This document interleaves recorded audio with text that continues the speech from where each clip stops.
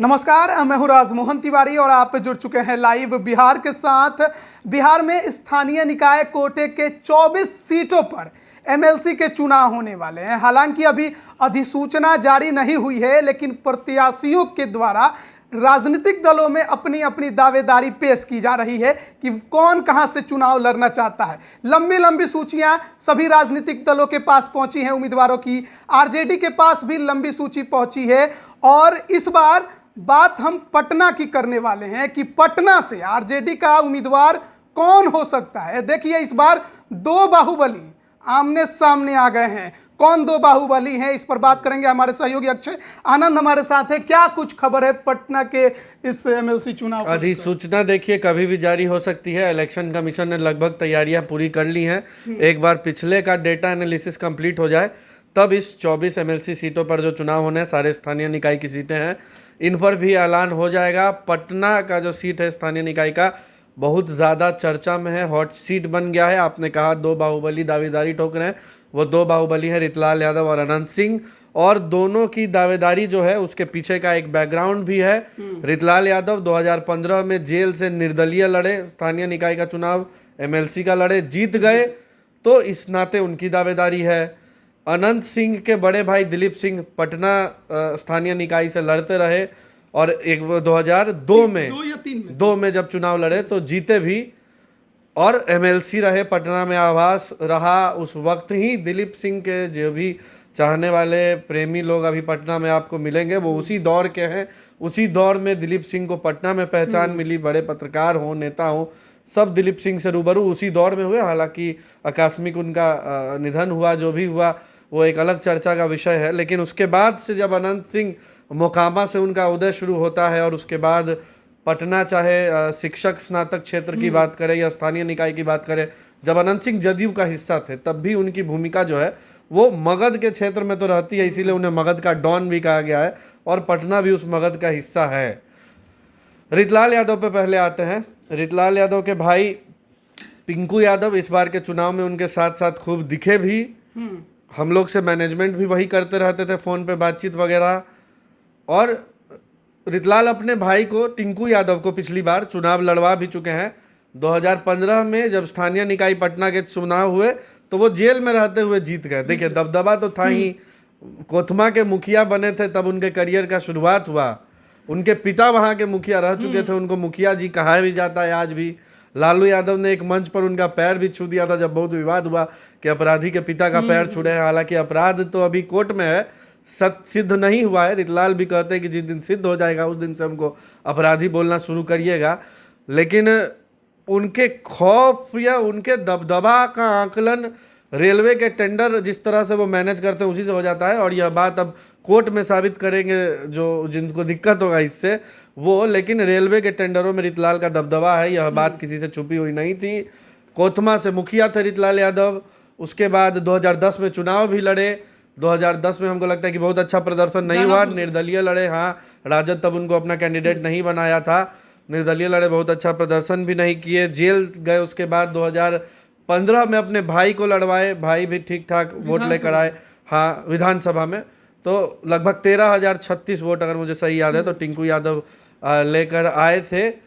लेकिन रितलाल को इस क्षेत्र में अपना दबदबा बढ़ाना था और वो उसकी बढ़त तभी दिख गई थी जब वो जेल में रहते हुए स्थानीय निकाय का चुनाव जीत गए। मतलब कि जो मुखिया थे वो उनके दबदबे में थे, जिला परिषद थे, पंचायत समिति के जो सदस्य थे, जो पार्षद थे, जो नगर निगम के नगर परिषद दानापुर के जो वार्ड सदस्य थे, वो इनके दबदबे से वाकिफ थे। और तभी रितलाल यादव वहाँ से निर्दलीय होकर भी चुनाव जीत जाते हैं। वाल्मीकि सिंह जदयू के कैंडिडेट बनाए गए थे, उनको शिकस्त दे देते हैं। हाँ, तीसरे नंबर पर चले जाते हैं। अच्छा, उस बीच जो इस तरह का मैनेजमेंट था उसमें रितलाल यादव माहिर हो गए थे।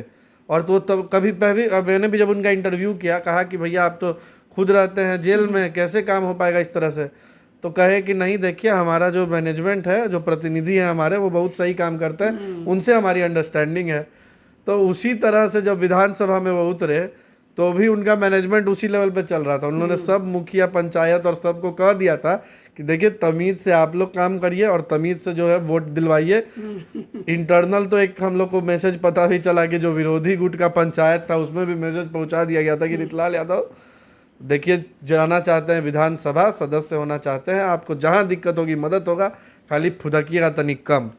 तो इस तरह से 15 का इतिहास को देखें तो दावेदारी रितलाल यादव की होती है।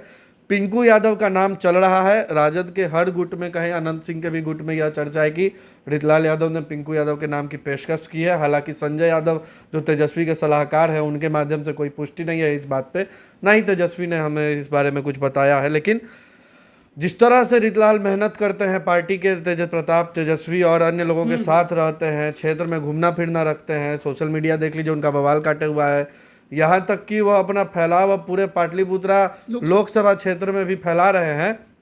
और हमारे एक इंटरनल सूत्र ने यह बताया है कि मीसा भारती जो है वो 2024 का लोकसभा चुनाव पाटलिपुत्रा से नहीं लड़ने जा रही है। हालांकि वो अभी राज्यसभा में है भी, लेकिन उन्होंने तो यह भी कहा कि अच्छा, टर्म इस वर्ष खत्म भी हो रहा है। तो जिससे मेरी बात हो रही थी, उन्होंने यह भी कहा कि आप बहुत आश्चर्यचकित मत होइएगा अगर मीसा भारती का राज्यसभा रिवाइव ना किया जाए तो क्योंकि अब अंदर में फैमिली में जो भी बात हो उसका XYZ डिसीजन हो सकता है। हालांकि शादी में तो हम देखें कि मीसा भारती बहुत बड़ी बहन के रोल निभा रही थी। अगर उनको लोकसभा का चुनाव पाटलिपुत्रा का नहीं लड़ाना होगा मीसा भारती को, तो हो सकता है कि एक बार फिर उन्हें राज्यसभा भेज दिया जाए। हाँ, और अगर नहीं भेजा जाता है तो फिर सस्पेंस बरकरार हाँ, और अगर भेज भी दिया जाता है तो देखिए रितलाल यादव अपनी दावेदारी जो है वो बढ़ा रहे हैं, पाटलिपुत्रा में फैल रहे हैं। और यह तो साफ साफ कहा जा सकता है कि रितलाल एक विधानसभा पे सीमित नहीं होंगे, इसके आगे भी उनकी महत्वाकांक्षाएं हैं। अब आते हैं अनंत सिंह पर। अनंत सिंह के दो बहुत करीबी लोगों का नाम चल रहा है। अब इन दोनों में से अगर अनंत सिंह को किसी एक को चूज करने कहा जाए तो वो किसको चूज करेंगे, ये तो इतना तो हमको नहीं पता लग पाया है कि उनके लिए ज़्यादा करीबी कौन है। लेकिन जितना हमने रिपोर्टिंग की है, जितना हमने उनके आवास के आसपास चक्कर काटे हैं, भीतर अंदर बाहर भी किए हैं, तो दोनों कोई बहुत खास है। एक है उनके बिजनेस पार्टनर जिनका नाम है कार्तिक सिंह उर्फ मास्टर साहब, यह भी बहुत प्रबल दावेदार हैं, अनंत सिंह के बहुत करीबी हैं। और जो अनंत सिंह के समर्थक हैं वो भी सोशल मीडिया पर पोस्ट करना शुरू कर दिया है। जीत की अग्रिम बधाई वाला पोस्ट जो है वो आने लगा है। और जो भी लोगों का दिनचर्या वैसा चलता था कि बड़े भाई से मिलने का सौभाग्य प्राप्त हुआ वाला जो एक है केडर, उन लोगों में बड़े भाई कार्तिक सिंह को बधाई देने की भी होड़ लग गई है। लेकिन दूसरी ओर लल्लू मुखिया को नज़रअंदाज नहीं किया जा सकता।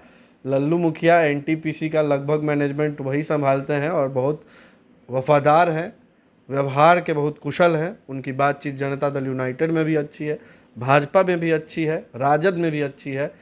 इस बार के विधानसभा चुनावों में करणवीर सिंह उर्फ लल्लू मुखिया ने तीनों पार्टियों में बातचीत की, लेकिन कहीं से भी उनका टिकट कंफर्म नहीं हो पाया। राजद में कहा जा रहा था कि बहुत मजबूती से बातचीत चल रही है, लेकिन वो सीट कांग्रेस के खाते में चला गया। मगर निर्दलीय लड़े जब लल्लू मुखिया तो भी बहुत अच्छा प्रदर्शन किए, लगभग 38,000 समथिंग वोट वो लेकर आए। और उनसे मात्र 800-900 वोट ज़्यादा जो कांग्रेस के प्रत्याशी थे, क्षेत्र में बहुत उनका नाम भी नहीं था, जो वोट मिला वो गठबंधन और कैंडिडेट के सिंबल पे मिला, वो लेकर आए थे। हालांकि ज्ञानेंद्र सिंह ज्ञानू वहाँ से चुनाव जीतते हैं, मगर लल्लू मुखिया की भी बातचीत बहुत बढ़िया है। अब भाजपा के साथ भी उनकी रिश्तेदारी शुरू हो गई है, कुछ रिलेशन वगैरह रामकृपाल यादव के साथ जुड़ा है, तो दावेदारी तो उनकी भी प्रबल है। और इतना अनंत सिंह के साथ होने में, AK-47 मामले के बाद गिरफ्तार होने के बाद भी अगर लल्लू मुखिया इतने मुखर होकर के चुनाव लड़ते हैं तो जाहिर सी बात है कि उनका मैनेजमेंट भी बहुत तगड़ा है। उन्हें पुलिस थाना का डर नहीं है, कोई ऐसा केस मामला नहीं है जिसमें उन्हें लगता है कि हमें डर करके फंसा दिया जाएगा। जैसे अनंत सिंह को अभी जेल में भर दिया गया है और बेल उल नहीं हो पा रहा है, बहुत परेशान चल रहे हैं, वो बीमार भी चल रहे हैं। हालांकि अंदर खाने एक खबर यह भी आई कि अब तो ललन सिंह भी चाहते हैं कि अनंत सिंह अब बाहर आ जाएं, क्योंकि देखिए पुराने तो साथी हैं ही, मगर इस बात की कोई पुष्टि हम लोग नहीं कर सकते, इसलिए इस पर अलग से खबर नहीं चलाई गई है।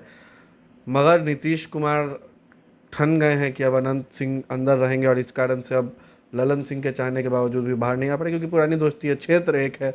और ललन सिंह को भी पता है, या और लोगों को भी पता है कि अब 24 का चुनाव ललन सिंह वहाँ से लोकसभा नहीं लड़ने जा रहे हैं, तो जाते जाते दुश्मन क्यों छोड़ करके रिटायर हो राजनीति से। तो अनंत सिंह के साथ दो दावेदारी। रिलेशन दिलीप सिंह का, MLC रहे 2002 में, बहुत लोकप्रिय भी रहे। हमने बहुत लोगों को दिलीप सिंह की तारीफ करती सुनी है कि भाई जिसको दोस्त मान लिया उसके लिए जान दे देते थे, और जिसको नहीं मानते तो उसके लिए जान ले भी सकते थे या कुछ भी कर सकते थे। मतलब एक अच्छे व्यक्ति वो भी थे, मतलब बातों के मजबूत व्यक्ति थे। किसका थोड़ा पलड़ा भारी दिखाई दे रहा है?